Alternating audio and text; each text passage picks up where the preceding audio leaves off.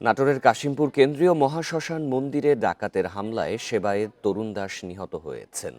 এ সময় মন্দিরের দানবাক্স ও কয়েকটি ঘরের জিনিসপত্র লুট করে ডাকাতরা। এ বিষয়ে আরও জানাতে নাটোর থেকে যোগ দিচ্ছেন সহকর্মী বাপ্পি লাহিড়ী। বাপ্পি, এই ঘটনার পর তদন্তে পুলিশ সর্বশেষ কী তথ্য জানিয়েছে?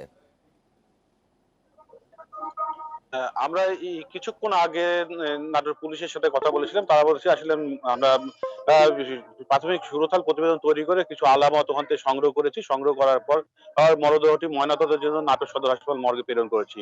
আর এই ঘটনার ছেলে নিহত এ ছেলে যে তপু দাস তিনি আমাদের বলেছেন যে আসলে এখন তারা যে এ ময়নাতদন্তের পর যখন মরদেহটি হাতে পাবেন তারপর দাহ শেষ কাজ করার পর কিন্তু আসলে তারা আসলে মামলা দায়ের করবেন। তবে বিষয়টি যেহেতু একটা যে নির্জন স্থানে কেন্দ্রীয় মহাশ্মশানের ভিতরে সেখানে যদি অন্য কোনো লোক না থাকায় আসলে যে এই মামলায় কাদেরকে আসামি করা হবে কি না হবে এই বিষয়ে এখনো তারা কিছু বলতে তবে প্রাথমিকভাবে আমাদেরকে বলেছেন যে আসলে এটা একটা অজ্ঞাত ওদের নামে তারা একটা মামলা করবেন। আর এখন পর্যন্ত পুলিশের পক্ষ থেকে এই বিষয়ে আমাদের কাছে সঠিক কোনো ধারণা দেওয়া হয়নি যে আসলে ঘটনাটা কি হতে পারে।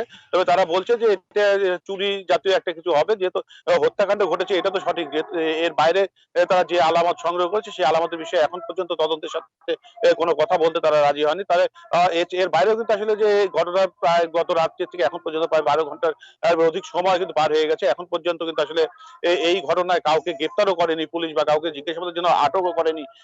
এটা নিয়েই কিন্তু আসলে যে শ্মশান কমিটির মধ্যে বা স্থানীয় হিন্দু সমাজের মধ্যে কিন্তু একটা আতঙ্ক বিরাজ করছে। যেহেতু শ্মশান স্থানটা যেহেতু হিন্দু ধর্মীয় যে ধর্মাবলম্বীদের সাথে একটা পবিত্র স্থান সেখানে আসলে যেকোনো প্রয়োজনে দিনে এবং রাতে অনেক মানুষই সেখানে যাতায়াত করে। আর ওই একটা পবিত্র স্থানে এইভাবে একটা সেবায়েতকে হত্যা করা হয়েছে মানে তাদের মধ্যে কিন্তু একটা আতঙ্ক বিরাজ করছে এখন পর্যন্ত। আমি অনেক সেবা এই ধর্মপ্রাণদের সাথে কথা বলেছি।